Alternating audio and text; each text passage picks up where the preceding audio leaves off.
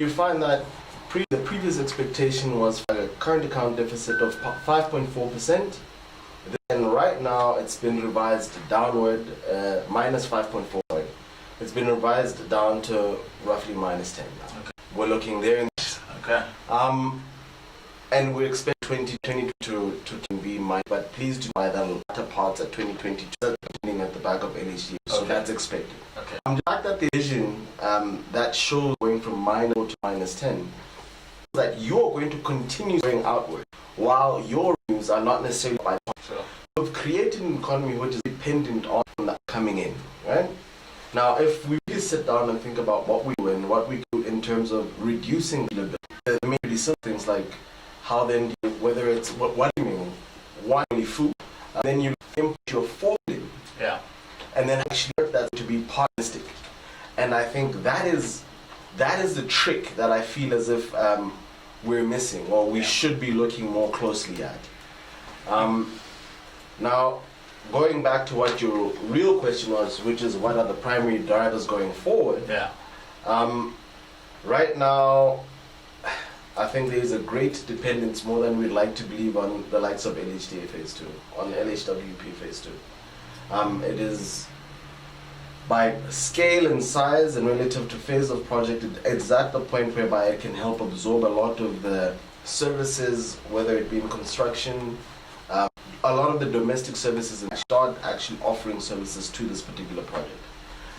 The other, if you ask me, are on a decline, is really about keeping it in exchange. Don't make it when the situation normalizes such that you can take advantage of that. And that is pretty much, that's my thoughts going forward. No, I completely echo those sentiments.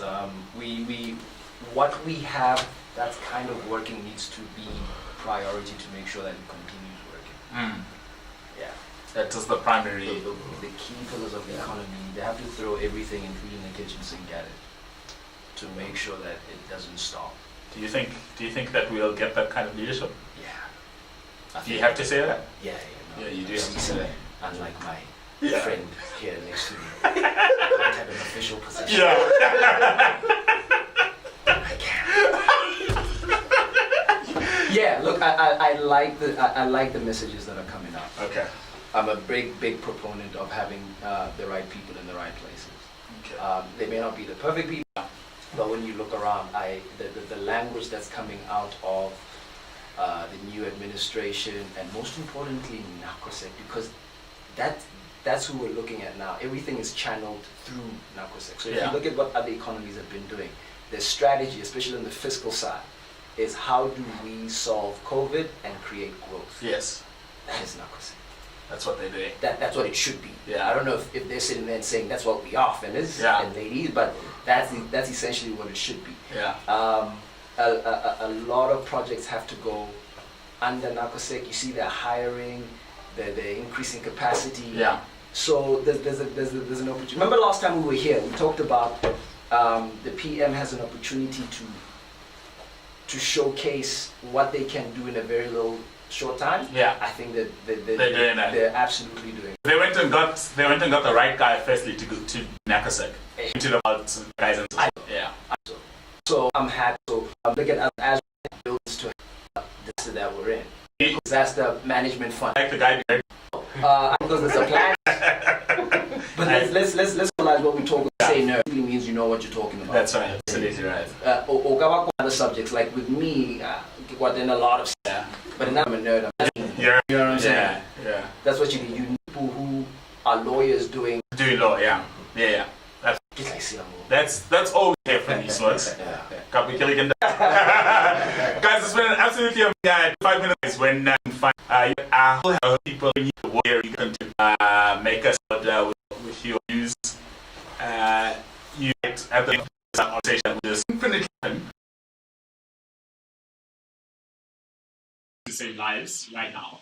I think it's really important that we save lives. But we also, I think, if we miss the opportunity to rebuild our very, very precariously built health care system, if we miss this opportunity to rebuild it, then we will not have been kind to ourselves.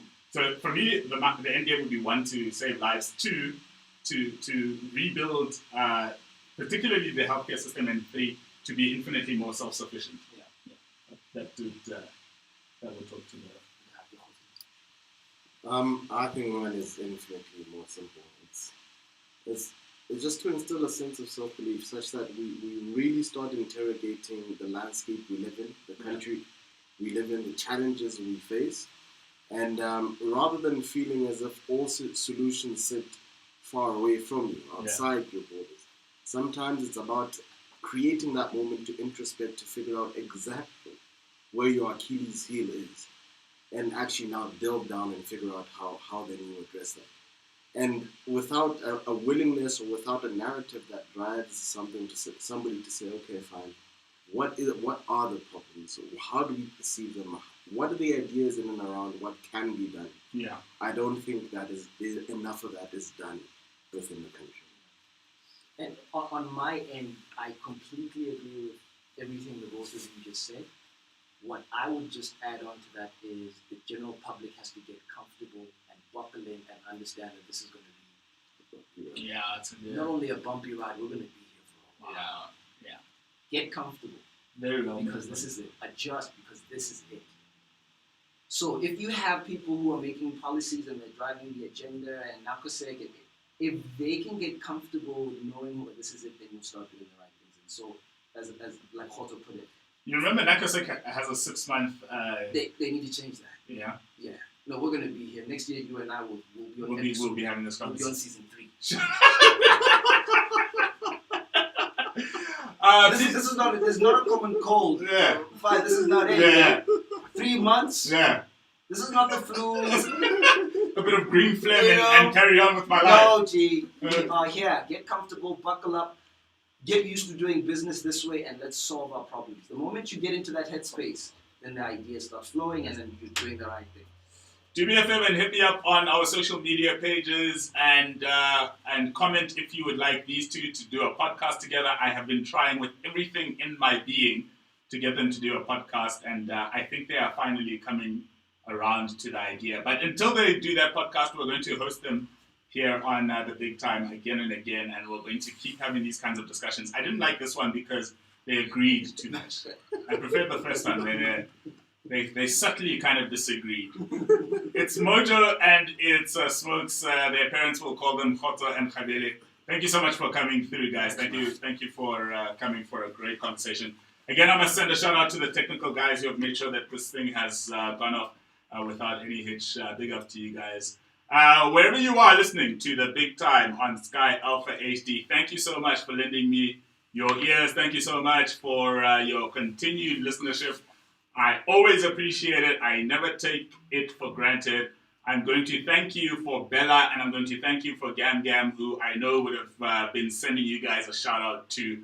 They are no longer on, but it's all good. So, that is our Woman Crush Wednesday edition of The Big Time here on Sky Alpha HD. I'm going to leave you with the Top Shelf. They're getting ready to come back with season 2 in not too long. Maddie assures me they will be back to do their thing. That's Maddie and Mappy Boy. Make them commit to a timeline. They actually have. I can't reveal it on here yet. But in camera they have committed to me when they'll start season 2. All right. Thank you so much for your listenership. I am The Fire, and I'm out of this behind.